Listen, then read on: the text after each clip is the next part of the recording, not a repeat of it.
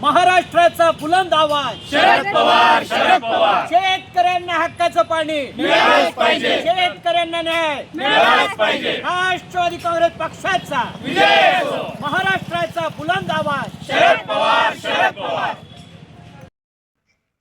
आज आम्ही राष्ट्रवादी काँग्रेस पक्षाच्या वतीने माननीय जिल्हाधिकारी रोहन घुगे साहेबांना एक निवेदन दिले. त्या निवेदनानुसार 29/9/2018ला माननीय राज्यपाल महाराष्ट्र राज्य मुंबई यांचं एक पत्र आहे, ज्याची कॉपी मी आपल्या सगळ्यांना देते. त्यानुसार गिरणा नदीवर 7 बलून बंधाऱ्यांना च्या प्रकल्पाला शासनाने मान्यता दिली होती. त्या प्रकल्पाची किंमत साधारण 711.15 कोटी रुपये ही 2013-14च्या दरानुसार होती आणि त्याला शासकीय मान्यता, प्रशासकीय मान्यता सुद्धा त्या प्रकल्पाला मिळाली, वन मान्यता मिळाली आणि त्यानुसार 7 ठिकाणी हे बलून बंधारे मंजूर करून 0.90 TMC पाण्याचा वापर गृहीत धरून या प्रकल्पाला मंजुरी देण्यात आली होती.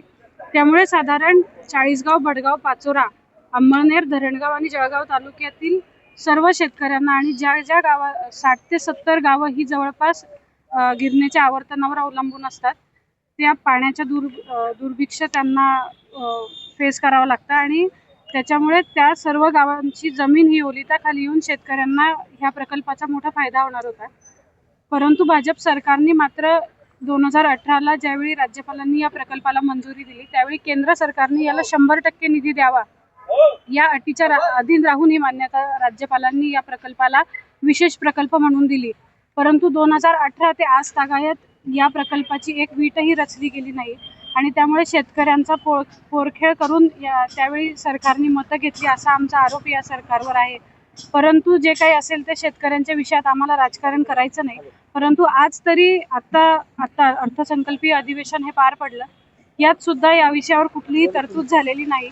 आम्ही माननीय खासदारांची पण भेट घेऊन आम्ही लवकरच शिष्टमंडळ हे त्यांना सुद्धा या विषयाचं गांभीर्य समजावून सांगणार आहोत आणि त्यांनाही आम्ही विनंती करणार आहोत आणि यानंतर आम्ही माननीय कलेक्टर महोदयांना त्यांच्या संबंधित विभागांना पाठपुरावा करून साधारण 1 महिन्याच्या आत यावर कुठलीही कार्यवाही न झाल्यास आम्ही राष्ट्रवादी काँग्रेस शरदचंद्र पवार पक्षाच्या वतीने उपोषणाला बसण्याचा सुद्धा इशारा दिलेला आहे. शेतकऱ्यांचा विषय लक्षात घेऊन आणि जवळपास 60 ते 70 गावांचा पाणी प्रश्न आणि शेतीचा प्रश्न लक्षात घेऊन सरकारने यावर लवकरात लवकर मार्ग काढावा आणि या प्रकल्पाला मंजुरी द्यावी. यातला सगळ्यात महत्त्वाचा विषय म्हणजे यावर माननीय मंत्री महोदय जे कोणी असतील, आज आपला जिल्हा हा 3 कॅबिनेट मंत्री आणि 1 केंद्रीय मंत्र्यांचा अतिशय वजनदार जिल्हा आहे आणि असं असताना एवढा मोठ्या प्रकल्पाकडे सोयीस्करपणे सर्व सत्ताधाऱ्यांनी दुर्लक्ष केलं आहे आणि शेतकऱ्यांच्या या प्रश्नावर त्यांनी लक्ष घालावं. मला जेवढी माहिती आहे त्यानुसार केंद्राची अशी कुठलीही योजना नाही की ज्याला 100% केंद्र सरकार निधी देतं. त्यामुळे राज्य सरकारने यातला निदान थोडासा तरी जी काही मदत असेल किंवा जो काही निधी असेल तो राज्यांनी देऊन यात पुढाकार घ्यावा आणि केंद्राने त्यात बाकीची मदत करावी. असं असताना त्यांनी का पूर्णपणे केंद्रावर ढकललं, म्हणजे त्यांना हा प्रकल्प कधीच करायचा नाही का, अशी त्यांची शेतकरी विरोधी भूमिका आहे का, अशी आम्हाला शंका आहे. यावर लवकरात लवकर मार्ग न निघाल्यास आम्ही राष्ट्रवादी काँग्रेस शरदचंद्र पवार पक्षाचे प्रतिनिधी उपोषणाला बसण्याचा इशारा आपल्या माध्यमातून सरकारला देतो.